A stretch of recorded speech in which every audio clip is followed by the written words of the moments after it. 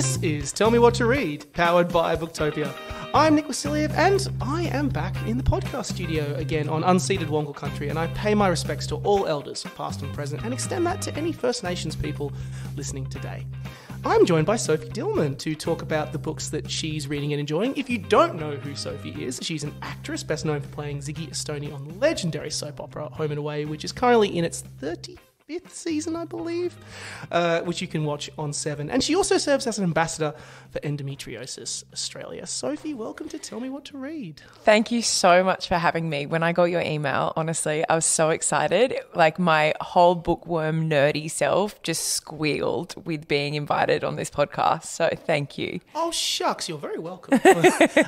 We've also, it's so nice to have you here. We've just been spending the last, 45 minutes walking around Booktopias. And honestly, it's like going to the Willy Wonka chocolate factory for readers. It is incredible. It's beautiful. It's heaven. It smells so good. Shucks, I'm flattered, so flattered. But yes, we're going to throw some TikToks and stuff around there on the social medias. Go check it out. But we had a blast. Now, before I dive into all of the crazy stuff that you're up to, of course, I wanted to mention, and you know this because we talked about it, you and I have a mutual acquaintance. Yes, we do. Beautiful Scott Lee. Yeah. So you went to school with him? I went to school with him. So he was obviously the head of a whole bunch of plays and stuff. We also did the Fast and Fresh play competition. He was in one group, I was in another group, and of course his group won everything. And that was when everyone was like, I think that guy's going to go places. Have you got any dirt to dish on him whenever we have our reunion in so many years from now, and I need to mention that you and I have actually run into each other? Honestly, I wish I had some dirt for you, but he's such an incredibly beautiful human. Just so sweet, so dedicated. I remember he'd been on the show for almost 3 years when I'd gotten my job. And the first day he just said, hey, I'd never met him before. And he just said, hey, if you need anything, please, I'm here for you. Here's my number. If you need help with scripts or anything like that, he just immediately put his hand out, and I was so grateful to that, and I used him so many different times for different things. I don't have dirt, but I feel like that was a harsh critique. Yeah, we've got our reunions coming up in a couple of years at our school, so I'm curious. No, but I will say that he used to have his hair dyed as Hunter because they wanted him really, really blonde. So I have this incredible picture of him and I all covered in blonde foils, sitting in the waiting room, in the green room, waiting for our hair to be washed out together. That was a bonding moment for us. The things that go on behind the scenes. Exactly. In production at home and away. Let's talk reading habits. What are your reading habits like? I know you've got a book club. Yes. That is actually a very recent development in my life. My girlfriends down in Sydney are all very avid readers, and we all sort of read similar things and suggest books to each other or borrow books from each other. And at the beginning of the year, one of our friends was like, hey, let's start a book club. Let's do it. And we were like, jumped on. So we've done 2 books. Our first one was called... Gosh, now I can't remember. Hang on. Against the Loveless World by Susan Abwala. And it was beautiful. I did it. I read it in one sitting. Oh my God, yes. Yeah, I love that kind of. That's part of my reading habits. If I like a book, I will not put it down. There's definitely been times on set where I've, in between takes, am sitting there reading a book because it's so I can't get enough of it, and I have to know the end. So our book club is great, and I have so much fun. We also, in the book club, all the girls come from all walks of life. There's an actor, an optometrist, some lawyers, there's all different, a teacher. So it's fantastic to have all those different personalities and educations and all that sort of stuff come together to have these discussions about the book. So that's great. But yes, my reading habits are normally, if I like a book, I will get into it and do it quickly. Unfortunately, if I don't like a book at the start of a book, I can't keep going, and I feel bad that I can't. But it's if it doesn't grab me, it doesn't grab me, and I feel terrible saying that. But no, that's fair. Yeah. But one of my favorite I used to really love nonfiction books. I used to read a lot of biographies. I used to love that. In more recent times, I've started to lighten up and read some more fiction. I actually really love historical fiction, World War II, heroes, all that. I love so much. If I'm looking for a book that I need to really just zone out for a bit, that's my go-to. Is I'll just find the closest one that I can find recommended on the internet and go for it. But yeah, I like reading a bit of everything. I love that first of all, your reading habit, it's the highest compliment an author can receive if someone says, I couldn't put your book down and I had to read it in one setting. Like you started at 7 o'clock in the evening and suddenly it's 3 a.m. and you've just finished the book and you've gone through an emotional roller coaster. So many authors will be like, I know that like all the authors I know will be like, that took me 5 years of my life and you polish it off in like 6 hours, but it's worth it. Well, I mean, it does also mean that there's the potential for reading the book again. That is which true. has definitely happened. Yes. But yeah, I do actually, because you want it to last, because once you sit in that world, once you're lost in the world of that story that's being created, you don't want it to end. I get sad. I get really sad when I get to the 3/4 mark of the book and you're like desperate to know what's happening at the end, but you also don't want it to end because you don't want the world to be over and your friend to disappear, you know? And then fortunately, thank God you can reread it. How does your book club actually pick the books that you're interested in? Like, because obviously you're coming from a wide amount of backgrounds. Obviously everyone's taste would be pushed and pulled in different directions. What's the selection process like? That's so interesting. Yes, it is true. We have, luckily, we are all avid readers, but we have a couple of exceptionally avid readers. And so we've used them these past 2 rounds to pick the books, and they've picked it on recommendation from someone else, but they haven't read it yet. So we're all reading it together, fresh.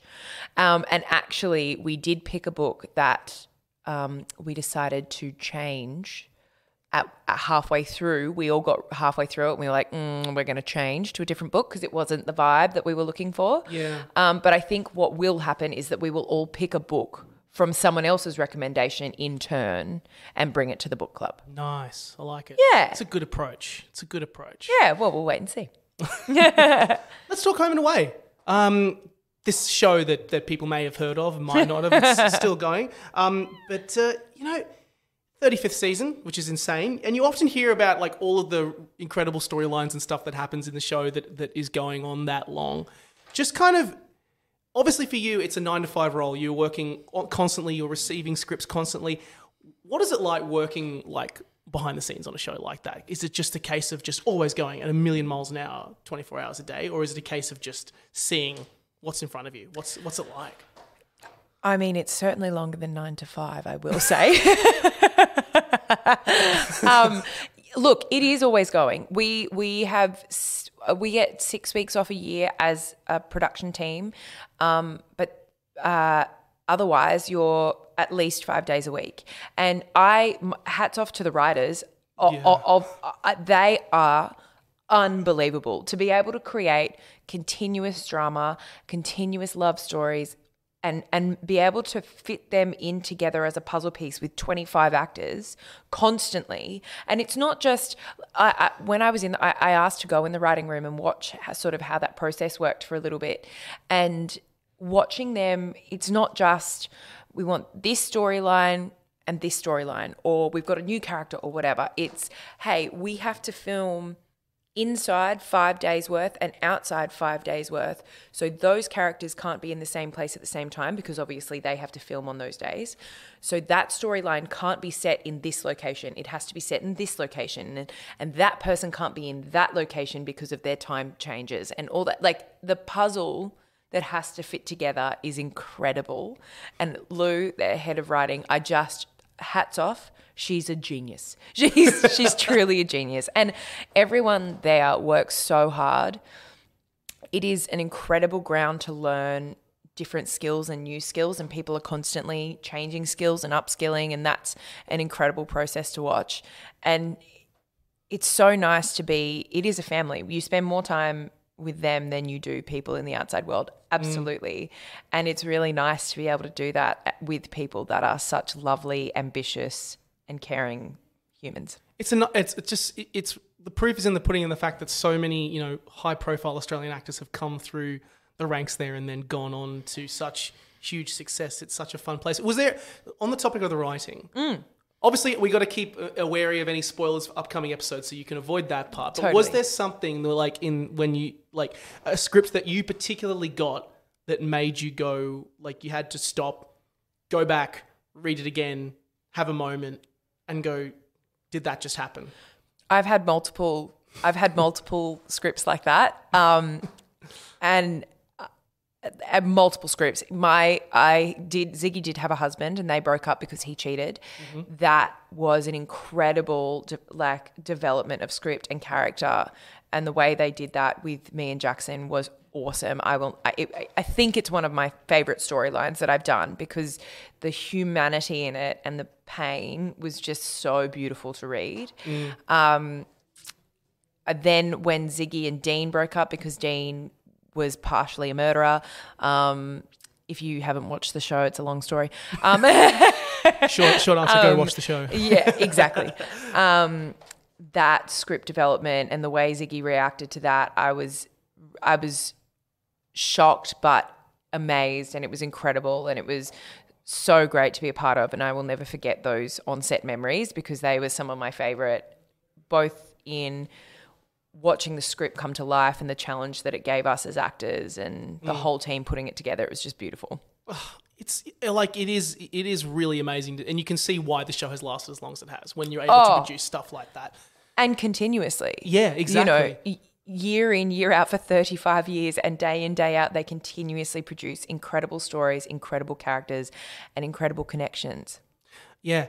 Obviously, you've got, you know, as a result of it, and of the result of the fact that, you know, Home and Away, it's an international thing. It goes everywhere.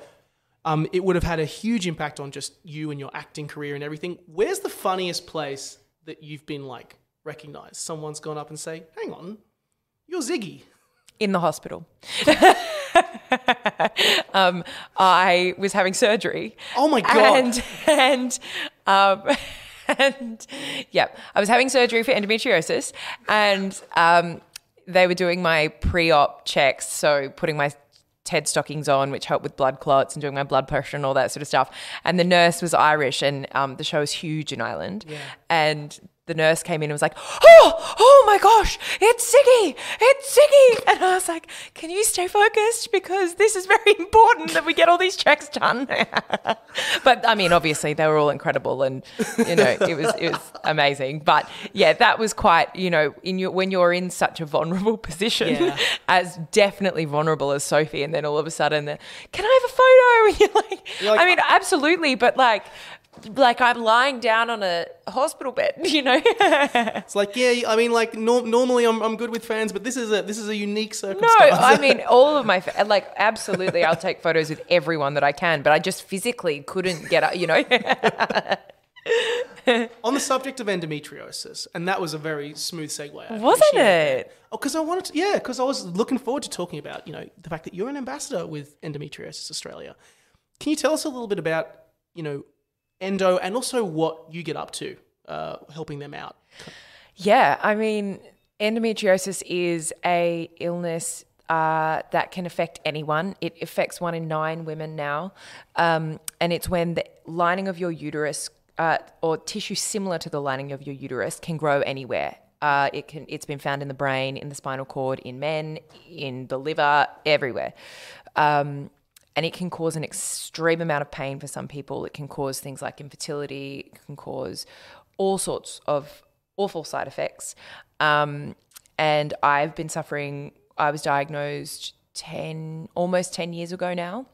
I've had 3 excision surgeries. And I've been on countless types of medication and all sorts of things to try and improve my symptoms. It is a disease that can't be cured.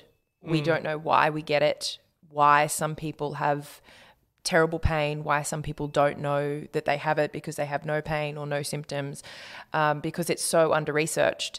And there's an incredible book, called Pain and Prejudice, that explains that a lot of our medical research has been based off men, and women's issues have been thrown like thrown to the side because women can just deal with it. And we've been told for so long that our pain just needs to be dealt with. And I certainly, even today, it's certainly still experienced. I've had doctors, even gynecologists, tell me, well, that's just you. You have to suck it up. And that's so hard to hear as someone who is suffering, or for someone who is suffering and is desperate for help and in such a vulnerable place. And I reached out to Endometriosis Australia when I was in a really vulnerable position. I was suffering really badly with endometriosis during that time, and I just thought, gosh, if I'm suffering like this, surely other people are, and surely I can do something. I just want to do something to help. And they jumped on the opportunity. So they use me as an advocate. I do a lot of interviews for them to try and spread messaging. And the key is to just get the message out there that we need research, we need change, we need acceptance, we need conversation about this disease. And I do think it's definitely changing. Endometriosis has definitely been at the forefront of people's conversations in recent years. And actually, there was government funding given for the first time for endometriosis, which is a huge win. Yay, it's certainly that's not there yet, but it's a huge win. So we just need to get the word out as much as we can, because we don't need to suffer, you know? No, and it sucks that it's taken so long for some sort of discussions to happen around something that you say it affects a whole bunch of people, 1 in 9 women. It affects the same amount of people that diabetes affects in the world. And yet that's incredible. Diabetes is not cured, but is so well managed now that it doesn't really impose any impact on people's lives. And yet we don't even know where endometriosis comes from or why. That's amazing. Yeah. That we need to find out more about that. So we actually because we had Erin Barrett on our show during Endo Awareness Month. Oh, amazing. And she promoted, because she had her book, Endo Unfiltered. And she talked about her experiences, and of course she's an ambassador for Endometriosis Australia as well. But she also talked a lot about kind of the discussion that's happening around that, and that it's being driven more by the people that are impacted and affected by it. Do you think that there is actually, I mean, obviously the government funding has happened. There's clearly more of a development there's more of a development of discussion around combating the disease. Do you think we are, what more do you think, where's the end goal in terms of trying to, obviously of course getting a cure and everything like that. Where do you think there is a shift as well in terms of people in general seeing this disease and going, hey, we need to do something about this? Well, I definitely feel like at least there's a bit more conversation. You know, when I was growing up, I mean, when I was a teenager, painful periods were just painful periods. You know, you didn't really talk about it. Your boyfriends still were weird about it. I remember I used to wake up on the mornings of my period and faint and vomit because I was in so much pain. And even my mum, who had the same painful periods, and we don't know whether she had endometriosis. We assume that she probably did, but she used to be like, this was just how I lived my life. This is how I had to deal with my periods. So this is how it happens, you know, and you didn't really talk about it, and you still had to go to school and you still had to do all your work and all that sort of stuff. But I don't know, at least in my office, I'm so grateful that everyone at work is so lovely and so kind and accepting when I'm having a painful day, or, you know, there are hot water bottles scattered everywhere for me if I need them. If I need to take time off, everyone is so supportive. So I think that's a big change. It was certainly weird in the first few years of me. You know, I had one day where I was like crawling down the corridor because I was in so much pain. People were like, what is going on? What happened to you? And, you know, you have to have that first conversation of, I have this. This is what this means. Yes, it can mean these things. Yes, it can mean heavy periods, all that sort of stuff. But once those conversations happen, it does create a shift. And you know, the more that we have those conversations and the more that we get this language in people's ears, I think is where we will make the biggest difference. And yeah, I totally agree. It is definitely driven by the people that it's being that are being affected. As it should be, finally. Totally. And you know, and there's also things like, I'll never forget when I first spoke to Paddy about it, and one of our first dates, I had a really bad flare and we were sort of sitting on the side of the road and I was trying to work out whether I was going to hospital or whatever, and I couldn't speak because I was in so much pain. And I just remember that night watching him pulling out his phone and doing research. You know, what is the cure? Is there a cure? What does this mean? All that sort of stuff. And then asking questions. And that's how you make a change. Yeah. You know, so we'll get there. Good, Patty. Good work. Yeah, mate. good on you, Patty. Good on you, Patty. That's how you do it. Well, keep at it. It's awesome to see that you're working with them, and hopefully the discussion can keep going and keep building off the back of that. I want to ask you a little bit about the social media space, because I mean, you and I, we're kind of in that social media world. You're on Instagram, TikTok, etc. You do stuff like that. And I also love how there's a bit of you keep it honest on social media. I was watching an interview that you did with Jules Sebastian. Oh, yeah. And she kind of, described like you as like soul of the earth kind of person, which I vibe. And I also loved I'm in my like stuff that you loved in your 30s TikToks. I did a lot of stalking for you. Thank you. No, you've done your homework. And I love that you like when those TikToks you do when you compare yourself to what you would have done in your 20s with what you do now. It's like I would have gone out and had a massive night out or gone to the gym, but I have, I had one drink yesterday and I somehow have a hangover. And I'm also suffering from crippling, debilitating anxiety. God darn it.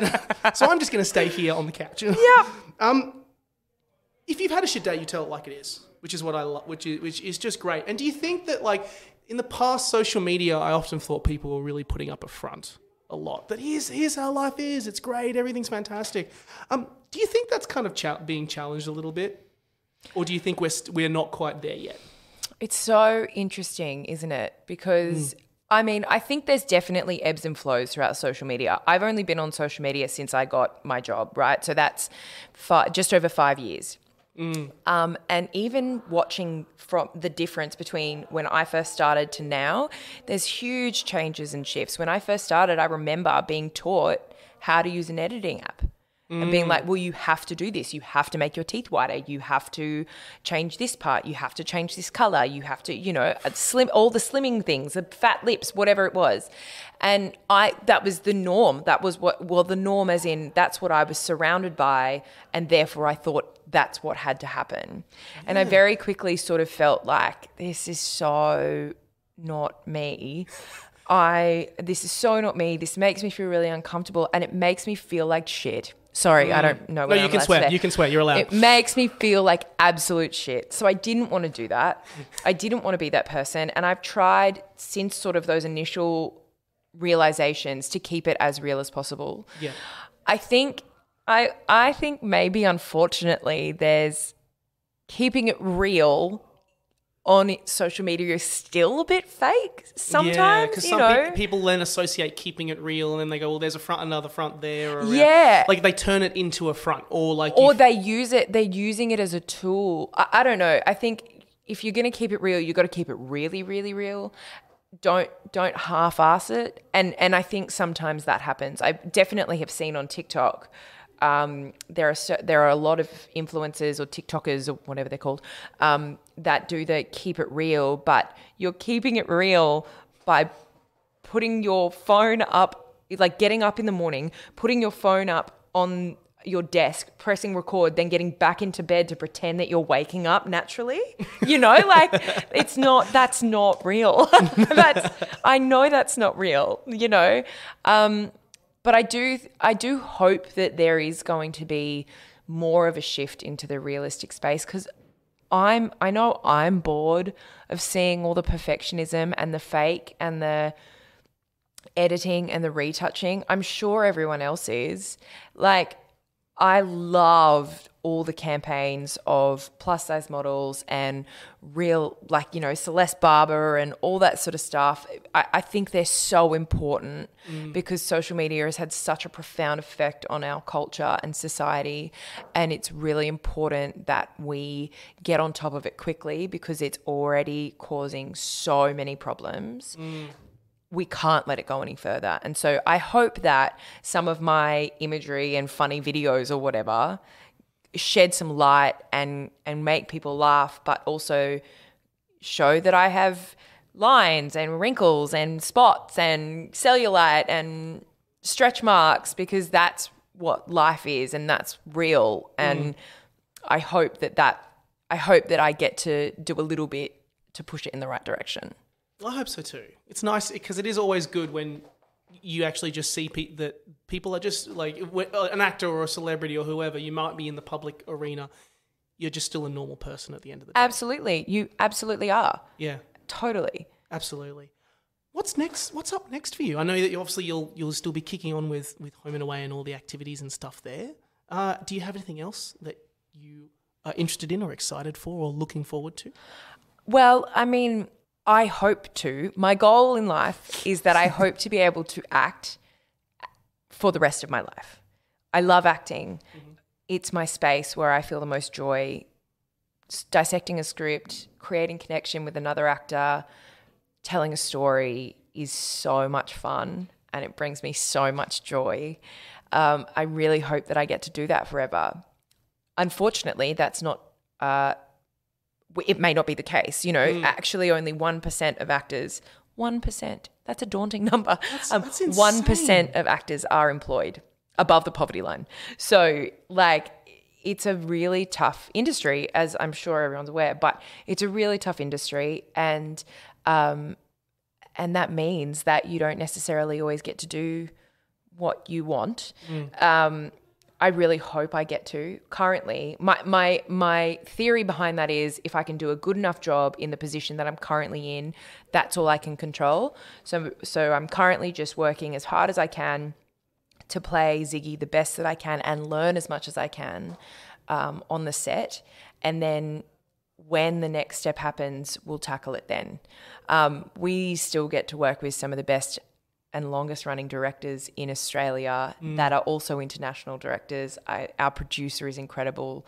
We also work with other producers. You constantly get to meet incredible people doing incredible things. My acting coach is just the coolest chick ever and she's just kicking goals. Jen Hegney, if you're listening, I love you.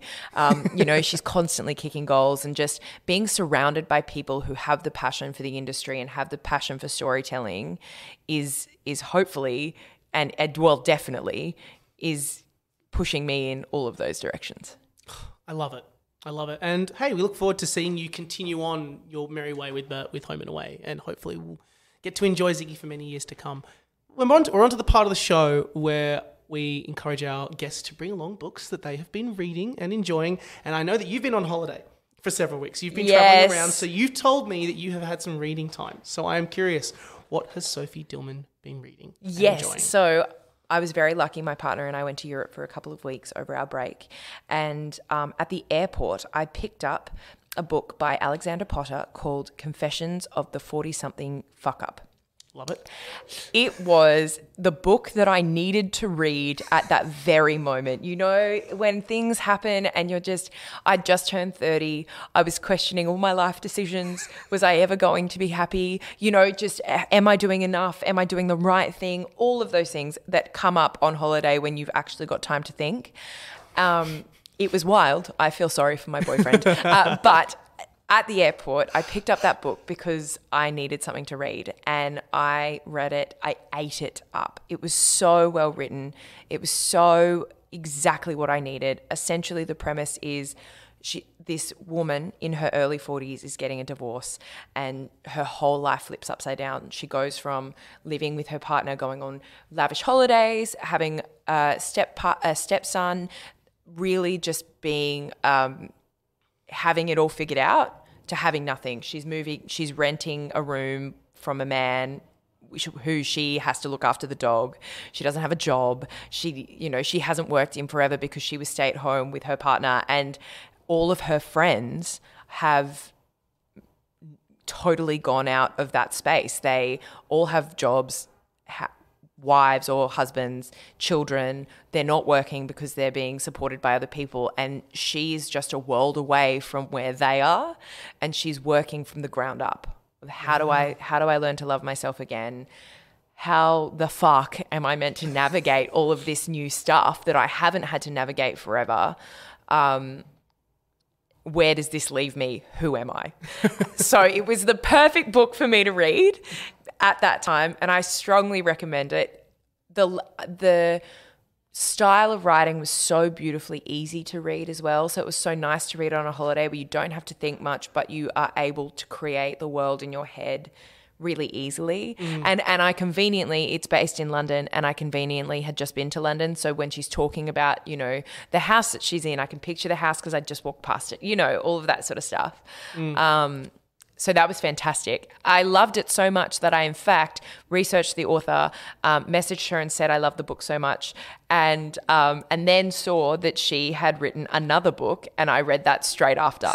And it is a very similar construct. It's a woman who has totally lost her way. She moves to really North England and refurnishes a cottage that is unlivable and meets all of these incredible people on the way.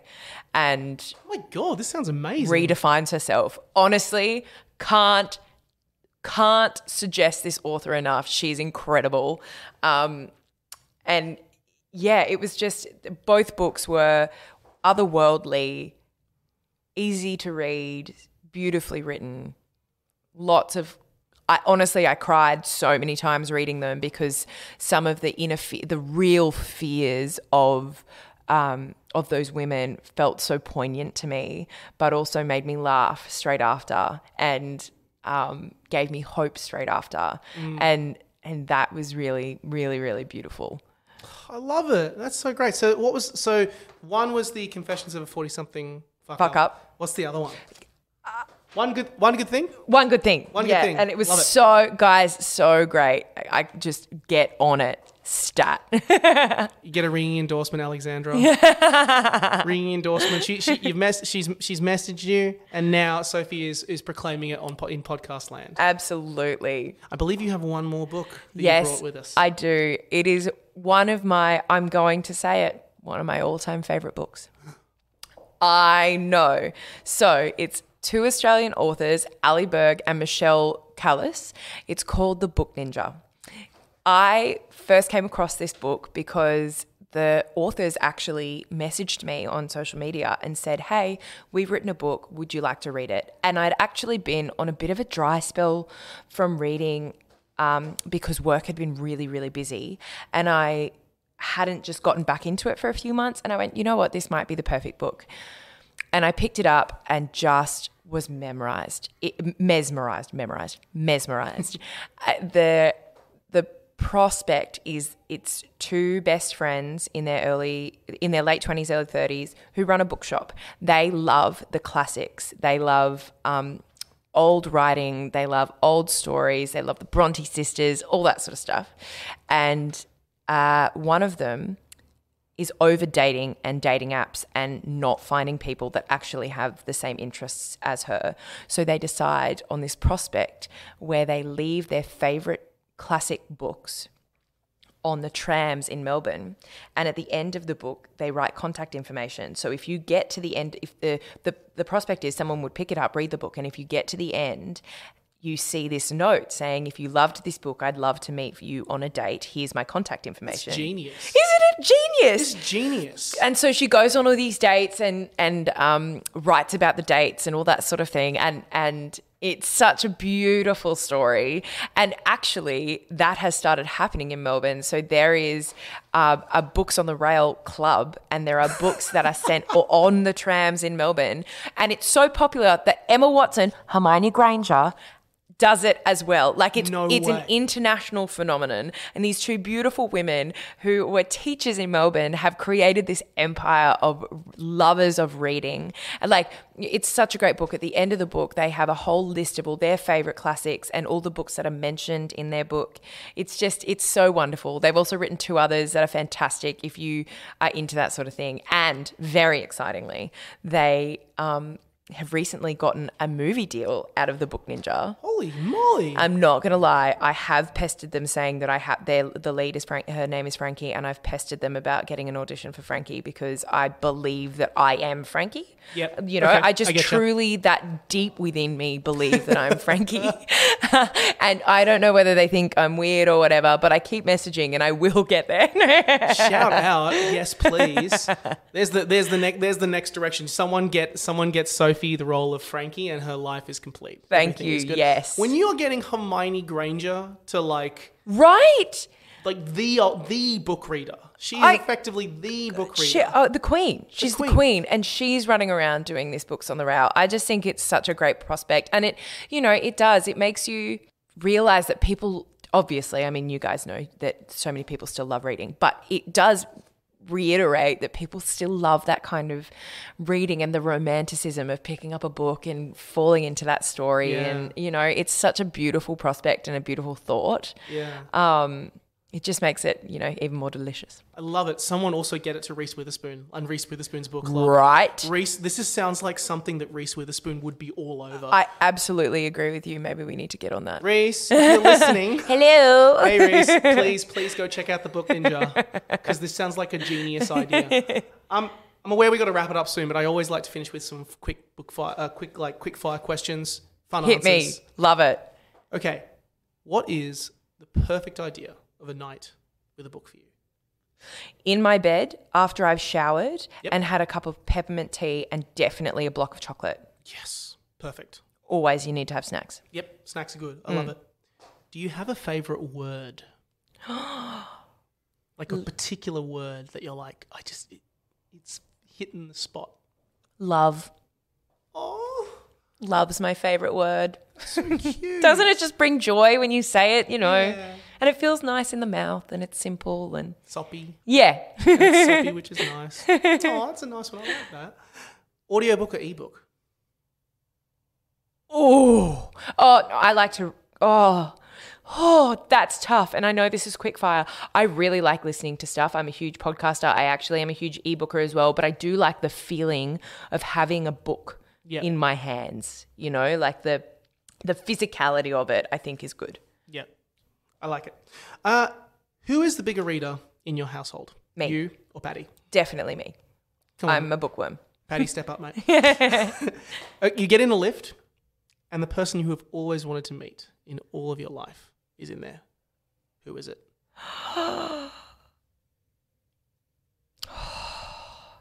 I mean, the first person that came to mind was Dame Judi Dench.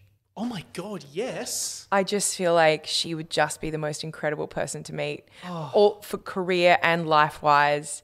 Everything. Absolutely. Oh, that's a great pick. Yeah. Yes, please. Add to that, you've got time for one question. What do you ask her? Can you be my grandma? Be my friend. Can you be my friend? Please. Will you adopt me? You're just amazing. Thank you. Please. That's a good one. I like that. And then last of all, classic last question. You are stuck on a deserted island. And while you are awaiting rescue, you get to take 3 books with you. What books do you take? And you can't have book series. So many people have tried to cheat by saying, I'll take my e-reader, I'll take like this book series and this book series and this book series. You can only take 3 books. What would they be? I feel like Book Ninja's got to be one. I was going to say, so Book Ninja, I think I'd say Book Ninja, Shantaram, because it's enormous and an incredible story. Take a long time to read. Absolutely. And then probably one of the Harry Potter books. Oh, nice. The Harry Potter books are the reason that I started to love reading. Yes, please. And I still listen to them on audiobook every night before I go to sleep. Stephen Fry's? Obviously. Thank God. He sounds like velvet. Oh, isn't he? He's got the best voice. Oh, honestly, it's incredible.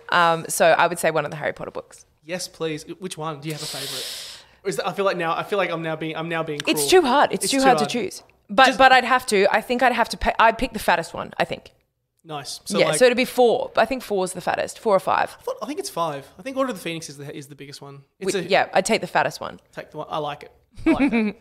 I can honestly talk to you all day, but unfortunately we have run out of time. So I'm simply going to say thank you so much, Sophie. It's been an absolute pleasure having you on Tell Me What to Read. Honestly, it's been so much fun. This is such a great podcast. I'm so honoured to be here. Oh, thank you. It's been lovely to have you. So for everyone listening, you can check out all the books that we've mentioned right now online at booktopia.com.au or at your local bookstore. You can also check out Sophie's socials down in the description. And of course, you can catch her on a small little show called Home and Away.